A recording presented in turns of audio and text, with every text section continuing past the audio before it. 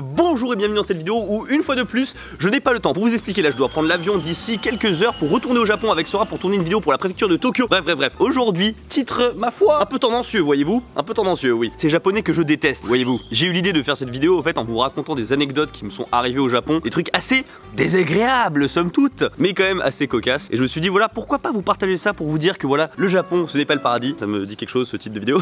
Les bons côtés viennent aussi avec les mauvais côtés. Et aujourd'hui on va se focaliser sur les mauvais côtés, mais comme c'est pas très bien de se focaliser que sur les mauvais côtés, à la fin je vous raconterai une anecdote vraiment très positive qui m'a bien marqué. Ah oui, avant de commencer je voulais vous dire, vous avez remarqué, nouvelle caméra, depuis la dernière vidéo il y a une nouvelle caméra. Peut-être que vous remarquez absolument pas, mais en tout cas moi je suis très content et du coup c'est avec ça que je vais pouvoir tourner mon clip. Et oui, à l'heure à laquelle vous regardez cette vidéo, probablement je serai en train de tourner donc du coup des vidéos avec Sora et aussi mon prochain clip qui sortira d'ici la fin du mois, enfin j'espère. Vous avez vu en plus j'ai une nouvelle tenue, donc voilà, nouvelle caméra, nouvelle tenue, c'est parti. Révélation, le trépied dans cette vidéo était une poubelle verte. Ah, il y a du budget, hein, nouvelle caméra, mais pas de nouveau trépied, attention hein.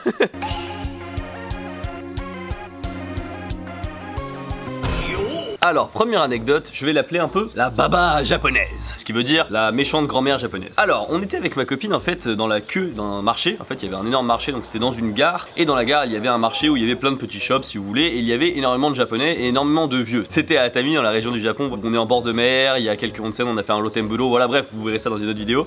Et ce qui est rigolo, c'est que dans ce marché là, il y avait donc beaucoup de japonais et de vieux japonais, on va dire des personnes âgées. Donc du coup je commence à faire la queue, c'est-à-dire que je choisis un gâteau ou une connerie comme ça, et je commence à faire la queue avec ma copine. Et la queue était très lente. Littéralement je crois qu'il y avait 3-4 clients devant moi et ça faisait genre 5-10 minutes que ça bougeait pas du tout. Et à ce moment là il y a un groupe de grand-mères un peu...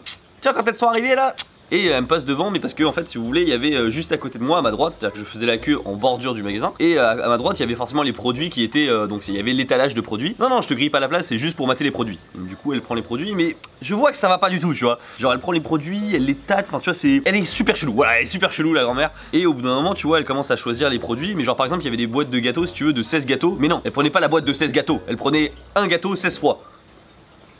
Elle commence à faire un peu de n'importe quoi avec les produits et il y a des japonais devant moi qui voient ça. Mais ils disent rien et moi je me suis dit à ce moment là, j'ai dit à ma copine, oula, je sens que ça va chauffer un petit peu là, parce qu'elle faisait n'importe quoi, donc du coup j'ai dit à ma copine, va acheter des trucs là-bas parce que je voulais pas que les japonais en fait se servent du fait qu'elle soit étrangère et qu'elle parle pas japonais pour nous bolos au fait, parce que déjà je sentais que j'allais me faire bolosser, je voulais pas en plus en rajouter une couche avec les étrangers au Japon, gna gna gna. Donc cette personne me grille allègrement la place devant moi et là je me suis dit, oui, ferme ta gueule, ne dis rien. C'est déjà arrivé ce genre de truc, c'est qu'en fait quand t'as un étranger qui commence à râler sur un truc qu'une japonaise ou un japonais fait, elle allait se faire passer pour la victime. Genre la grand-mère elle allait faire en mode, ah mais qu'est-ce qui t'arrive machin, l'étranger, regardez il me bouscule machin et tout. Ça m'est déjà arrivé ce genre de truc. Donc du coup je me suis dit ferme-la, ne dis rien, ne bouge pas, parce qu'au moindre truc elle se servira du fait que je sois étranger pour foutre la merde. Mais comme la queue est très longue et que les japonais en ont marre d'attendre, et bien le couple de personnes âgées juste derrière moi commence un peu à râler et dit à la dame, en fait à la dame devant moi, dit ouais tu fais quoi, qu'est-ce qui t'arrive, enfin le garçon il était là avant toi, tu faisais pas la queue. Et là elle est pas conne la fourbe. L'autre grand-mère en face qui était toute seule et qui est donc du coup assez fourbe, elle se retourne vers moi mais en mode grosse victime, tu sais, en mode oh mais dis-leur que j'étais devant toi et que j'ai fait la queue aussi. J'ai baissé les yeux comme ça et j'ai fait non madame, je faisais la queue avant. Mais vraiment je parlais tout en japonais, là je lâchais mon meilleur japonais. Alors là mon japonais je le faisais le plus clean et lisse possible. Les gens derrière moi se sont rendus compte que je parlais japonais, ils se sont dit ouf. Et la grand-mère elle commence un peu à s'exciter, tu vois, elle fait en mode ouais, et tout. Les grands-parents derrière moi du coup ils ont compris que moi je pouvais pas intervenir.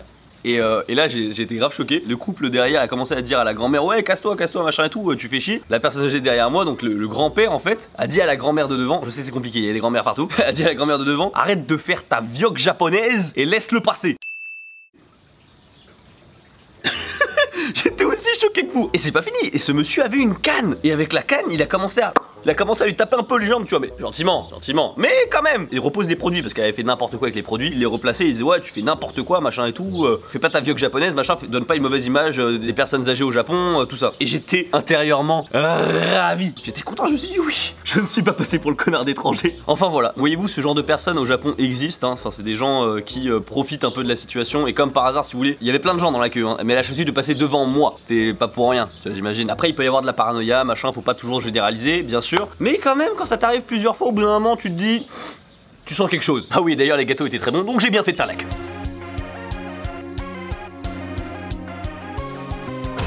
Deuxième histoire, et alors cette fois-ci il y aura du drama. Oh oui, il va y avoir du drama. C'est un truc que j'hésitais à en parler parce que ça concerne YouTube, mais comme ça fait déjà 1 an, je me dis que voilà, il y a prescription, tout ça et tout, c'est bon. Puis en plus, j'en parle aujourd'hui, mais ça a été une bonne expérience pour moi. J'ai pu apprendre de cette expérience, même si sur le moment, j'étais salé.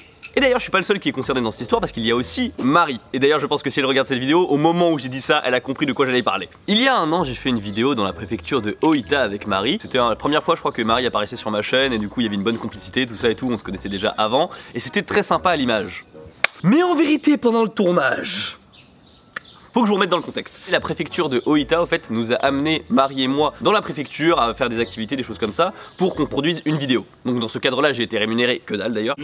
On n'était pas les seuls, c'est-à-dire qu'ils demandent à d'autres influenceurs, en fait, par exemple des Italiens, des Russes, des Espagnols. Jusque-là, tout va bien. Sur le papier, c'était sympathique. Mais le fait est que pour la visite de la préfecture, on était un quart de touristes. Globalement, ça peut être bien aussi un quart de touristes dans le sens où on est des influenceurs, voilà, on filme et tout. Mais vu qu'on filme quasiment tous, est-ce que vous voyez pas un souci? Vous allez dire qu'on va avoir les mêmes images, les mêmes trucs à montrer, c'est pas faux, mais en même temps, il y a beaucoup la personnalité qui intervient dans les vidéos, donc du coup, c'est pas très grave si vous voulez, ça change pas mal. Mais il y a un souci, c'est que par endroit, du coup, on était 5 ou 6 à filmer au même moment. Imaginez, vous êtes dans un endroit et qu'il y a 5 personnes à côté de vous qui parlent pour faire une vidéo. Et du coup, tu vas les avoir dans le champ si vous voulez, donc c'était pas possible. Bah, avec Marie, en fait, on préférait s'écarter du groupe pour pouvoir tourner un peu tranquille et pour moins avoir cet aspect quart de touriste. Le fait qu'on s'écarte un peu du groupe et tout.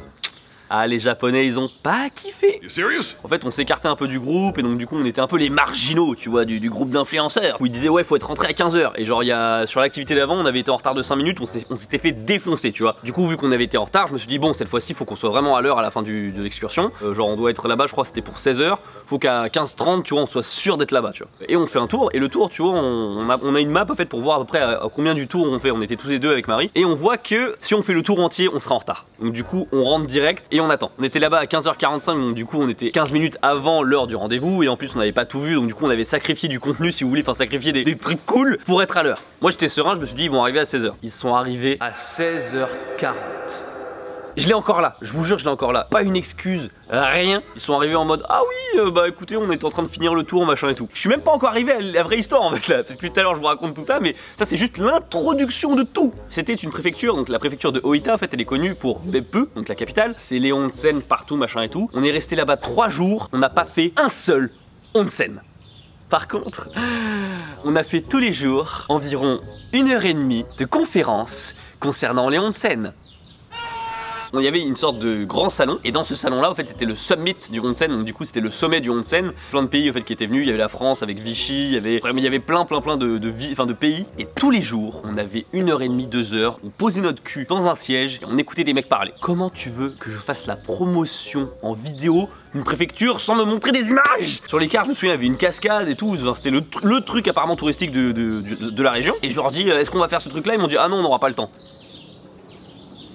Ah non mais j'étais saoulé au bout d'un... En fait ça s'est accumulé au fur et à mesure. Si vous voulez, pas de temps libre, les retards, les conférences à la noix, ça s'est beaucoup accumulé. Et à la fin on a eu du coup une petite séance où on pouvait dire notre point de vue et on pouvait en parler avec les organisateurs. Je leur ai dit voilà, je trouve que ça va pas, on n'a pas fait un seul onsen. Pour les vidéastes c'est pas intéressant. Et donc du coup c'était on prenait beaucoup sur nous et c'était très frustrant en fait d'avoir tous les jours 2 heures de bouffée dans la journée alors qu'on a eu une seule heure de temps libre en 3 jours. Donc avec Marie on était très contents. Franchement à la fin on était assez contents, on se dit bon c'est cool, même si il y avait des erreurs, ils sont un peu remis en question, ils ont compris pourquoi ça allait pas, tout ça. Je rentre chez moi, machin, enfin je rentre chez moi à Tokyo, plusieurs jours passent, et là je reçois un message du coup de l'intermédiaire qui travaillait avec la préfecture pour nous, en mode oh, mais les gars qu'est-ce qui s'est passé? Vous vous êtes fait démonter par la préfecture, ils ont dit que vous étiez insupportable, que vous étiez tout le temps en retard, que vous vouliez pas montrer le Japon, que vous aviez aucun intérêt pour le pays, aucun intérêt pour la préfecture. Les mecs qui avaient devant nous hoché la tête comme ça en disant oui on vous comprend machin et tout, vous avez mais lâché un poignard empoisonné dans le dos, mais vraiment très mauvaise expérience avec ça. Bah désolé hein, c'est le sel dans cette vidéo hein.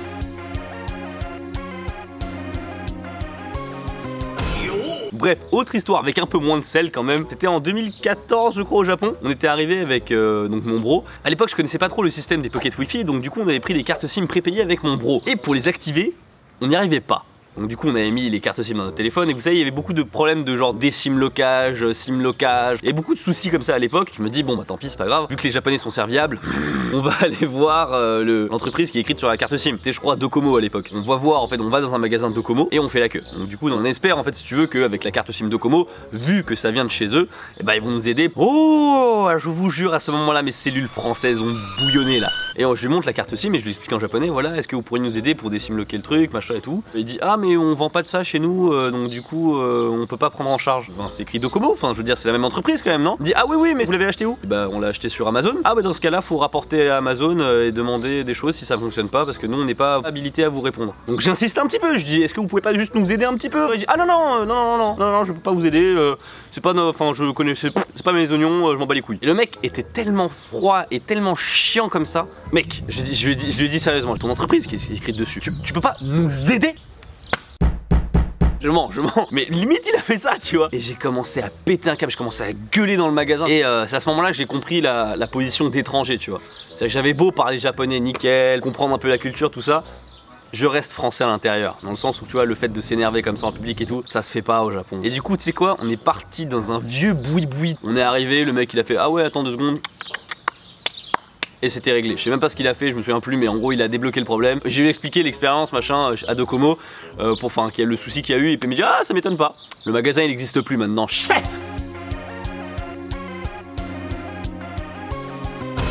Il est temps de vous parler de la putain d'expérience de ouf que j'ai eu au Japon et c'était assez récemment en plus. Bien sûr j'ai eu plein de bonnes expériences au Japon mais là c'était aussi pour vous montrer un peu les mauvais aspects qu'il peut y avoir et donc du coup faire un peu de la prévention. Tout le monde n'est pas gentil au Japon, tout le monde n'est pas adorable les choses. La majeure partie le sont et du coup c'est très agréable. Mais il peut aussi y avoir des gens méchants ou alors simplement le contraste des cultures fait qu'on a du mal à s'adapter. Comme d'hab j'ai envie de dire. Il est temps de vous parler de la bonne expérience au Japon. Bonne expérience. C'était le soir à Tokyo, j'étais avec ma copine et on allait rejoindre un ami à moi en fait, il vient de mon école et il s'est installé au Japon pour picoler un petit peu, aller dans un izakaya, boire, manger, discuter, voilà, faire une soirée sympathique. Et globalement tout le monde à table parlait japonais, c'est-à-dire que mon ami parlait japonais, il y avait ses amis aussi qui le parlaient, voilà, donc c'était vraiment une ambiance très sympathique, mais on pouvait comprendre voilà ce que les japonais nous disaient. Et on était dans un izakaya. L'izakaya si vous savez pas c'est une sorte de restaurant où c'est plus fait pour boire que pour manger en fait. Il y a des trucs, des plats qui peuvent arriver comme ça que tu commandes des petits plats, c'est surtout pour boire que t'es ici si vous voulez. Et c'est une ambiance ultra, comme dirait Guigui, à la bonne franquette. Et forcément c'est toujours dans ce genre de lieu que tous les salaryman ils viennent le soir ou alors des amis ils viennent. Enfin vraiment c'est un endroit où les japonais se détendent, se sociabilisent, font un peu, pas la fête mais si un petit peu, enfin ils picolent quoi. Et surtout c'est un bon rapport qualité-prix. Donc la soirée se passe très bien avec les amis, on boit, on rigole, on parle de trucs au Japon, tout ça, on échange nos expériences et vraiment on est trop bien, moi j'étais trop content, j'ai vraiment une superbe ambiance. Et le sommet, c'était qu'il y avait un businessman en fait, qui était un salaryman qui était à côté de nous avec une japonaise qui était quand même bien plus jeune que lui, c'est-à-dire que lui devait avoir dans la, allez disons la cinquantaine, elle devait avoir, allez, tout début trentaine et encore. Et donc du coup moi je me suis dit, ça sent l'hostesse. Et le japonais il était trop cool et il commence à parler avec nous en anglais, tu vois, en mode il essaie d'avoir un premier contact en pensant qu'on parlait pas japonais. Et donc du coup on lui répond en japonais, mon ami et moi, et il dit vous parlez japonais, vous parlez super bien japonais et tout. Et du coup il dit ouais, on commence à discuter et tout, vrai flow dans la discussion, vraiment super ambiance. Du coup on apprend en fait que c'est sa secrétaire avec qui il mangeait. À un moment il y a quelqu'un qui propose vas-y viens on va dans un karaoké jusqu'à 5 h du mat. Je me suis dit franchement je suis chaud, on va voir si le japonais va accepter. Le japonais il dit ah je sais pas trop, c'est un peu chaud quand même, écoutez je vais voir avec ma femme. Et là j'ai vu un jeu d'acteur hollywoodien mesdames et messieurs. Le mec il était en train de s'éclater avec nous, faire la fête, boire, picoler, rigoler. Il appelle sa femme.